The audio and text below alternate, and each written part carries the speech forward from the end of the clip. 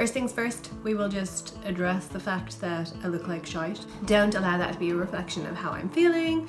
It's really, the main thing is I can't wear makeup at the moment. I mean, well, I can, but it's an ordeal to do it. I wore makeup yesterday because it was Easter Sunday. We went for dinner at my parents' house, but I literally had to start putting the makeup on 3 hours before I left the house. Oh, it's terrible. Then also I'm wearing pajamas because it's a bank holiday Monday. We didn't leave the house today. It's raining and they're comfy, so. Okay, time for chemo update number 5. This is my first Taxol. It's my 5th chemo, but my first Taxol. It's so much better. With the Taxol, you're tired.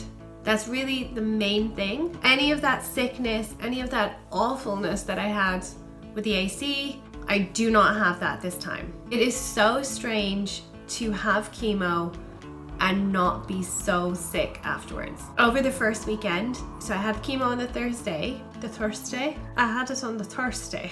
Chemo on the Thursday. The weekend afterwards, it was really confusing to not feel so sick, and I almost felt like I was missing something. I mean, I didn't miss it, but you know, I just felt like something was missing. I had just become so used to being sick all of the time. And that part is great. So as I said, I'm really tired, but I don't have the low energy levels that I had with the AC either. So that might sound confusing, being tired but not having low energy. I mean, immediately afterwards, there's low energy, but a week in and the second weekend in, I'm able to do so much more than I would have been on the first cycle.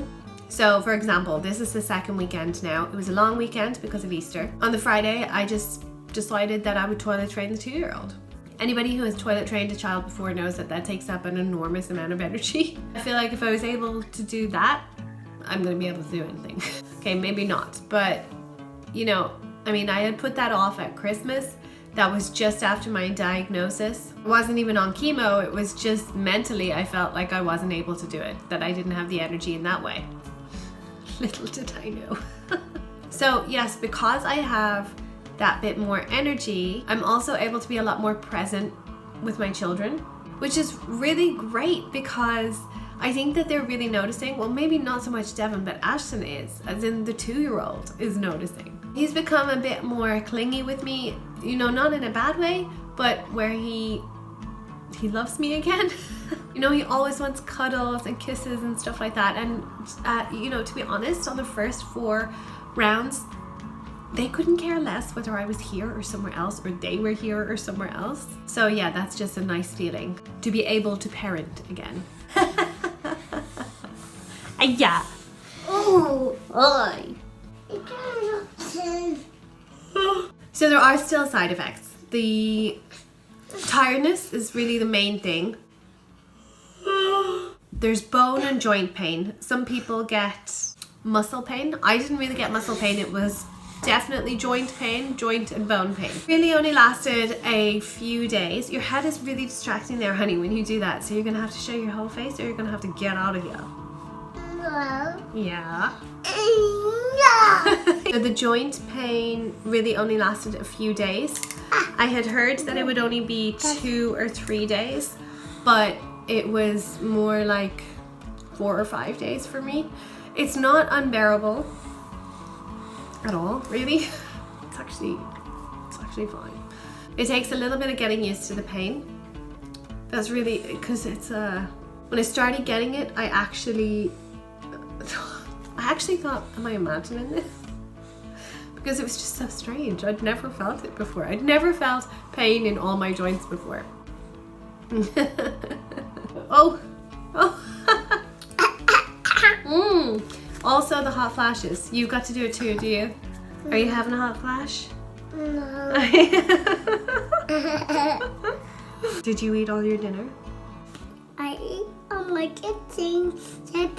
You ate all your chickens? Yeah. Oh, good.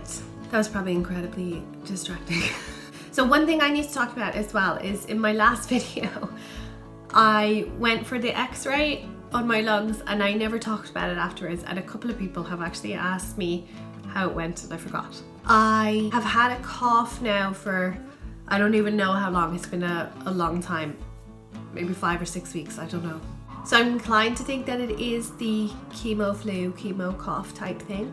If not, I mean, every second person has this runny nose and cough kind of thing at the moment, so could also be that. When you're getting chemo, it's really important that you don't ever have any infections of any sort. When they take your blood, if there's any risk of infection, then they check your blood for markers that will show up if you have any infection in your body. They go through this checklist, they ask you, has this happened, has that happened? They ask you if there's been any cough or anything. So I said yes, I did have the cough, and what they do is they send you for a chest x-ray to make sure that there's no chest infection. So they did the x-ray and it was clear there was no infection in my lungs. In the video before last, I talked about the cough as well. I mentioned something which I hadn't mentioned previously. When you get your diagnosis, if the cancer has spread, which mine had, it had spread to the lymph nodes, they have to do a few tests to make sure that there's been no metastases, which is the spreading of the cancer to the distant organs.